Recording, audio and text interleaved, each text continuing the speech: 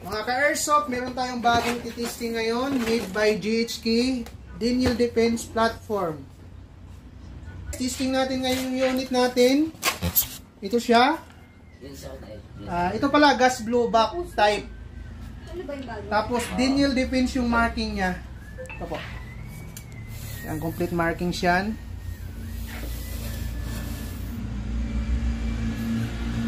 Meron siyang 10.3. Ito yon. Ito naman yung 14.5. Yung unit, ito yung magazine niya. Capacity pa lang ng magazine is 30 rounds. Meron din siyang loader na kasama.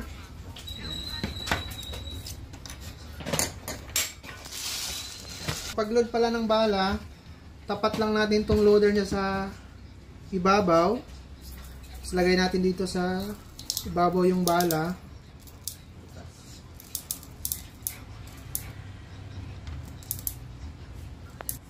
Yung capacity pala ng magazine natin is 30 rounds. Yung pag-load, yan. Push mo lang pababa. Okay.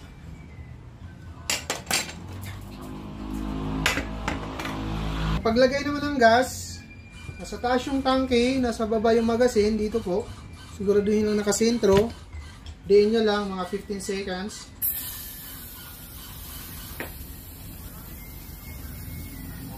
Okay, testing na natin guys. Siguraduhin na nakapasok yung magazine. Pasak. Safety, gumagana. Single, automatic. Try natin. Firing, single. Wala palang kasamang front at rear sight to guys ha. Option nyo po yung kung gusto nyo lagyan ng scope or front and rear sight. Okay, testing natin. Firing, single. Automatic. Kung naubusan ng bala, nag-open bolt siya, release magazine.